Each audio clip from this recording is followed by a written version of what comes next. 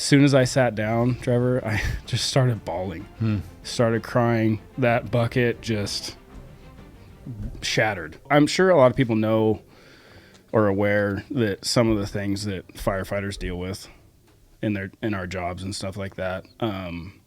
Long story short, we end up getting into some pretty dark places. We see a lot of horrible things. We see people at their worst, deal with a lot of things that, especially the things that relate to our lives, they're very, very hard to deal with. Yeah. And rolling through summer and into fall of 2023, there's this little analogy that we talk about having, I guess it's an emotional bucket of water. Yep. You add a little bit of water every time you have some sort of stress or something hard to deal with. Stress bucket. Yeah. You add a little bit of water, and eventually that bucket's going to get full and it's going to spill over. And if you're not aware of when your bucket's getting full, it's really hard to catch up with and deal with and be ready for. Right. It's not that I wasn't aware of that bucket filling up. It was just, I was just so busy doing everything that it filled up before I was ready for it to fill up. Right.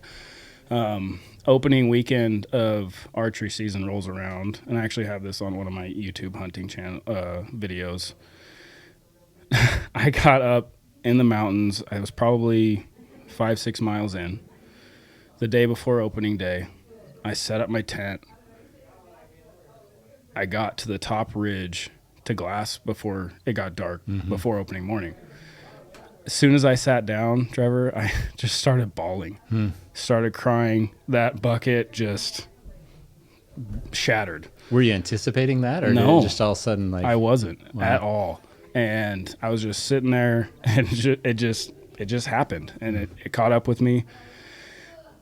And I had to kind of reflect a little bit, call my wife, call my dad, the two people that, I mean, I have other people in my lives that are always there for me, but those two people, they're your go-to. They're my go-to. And that's incredible. What makes them your go-to? I don't know. My dad is my best friend. He's always been my best friend. I mean, he's just always been there for me.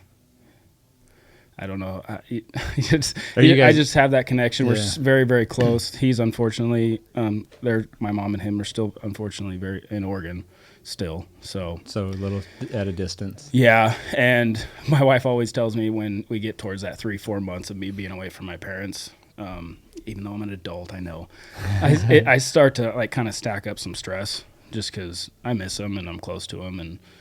And as you can attest, I mean, your relationship with your father is pretty special. Yeah. Right. Yeah. And there comes a day when there's a temporary separation. Right now, your separation is still temporary. But you can plan to go see him, you know? Mm-hmm. And then at some point in life, those temporary real separations occur. And I just see it as such, as just temporary. I still talk to him. I still feel like there's communication. I still feel like there's an ability for him to influence my life in an incredible way. And in fact, I had an experience this last week with that. But I think it's commendable that you have that type of relationship and that you like long for that time together where it's like, hey, 3 months hits. It's like, it's been too long. And I would challenge you to just keep up with that mentality of like not letting so much, too much time go by where you actually physically are with each other. And I love that you can go to your dad and that he's one you turn to. And I would do that as much as possible. Yeah. I would just, being in my shoes where I'm at now, it's like, there are moments where I actually pick up my phone to call him and I'm like, whoa, like, okay, I guess I'll just talk out loud a little bit, Yeah. So no, I love that you have that relationship with your father. Yeah. And with your wife? Yeah. We've been best friends since day one. Yeah. I mean, we rarely fight. We are just very good at communicating, and we have a very open line of communication with each other. I don't bring a lot of my work stuff home because that secondary trauma is pretty brutal, and a lot of people don't realize that. But pretty much everything else, like she's my sounding board. Yeah. She keeps me Yeah. grounded, you know.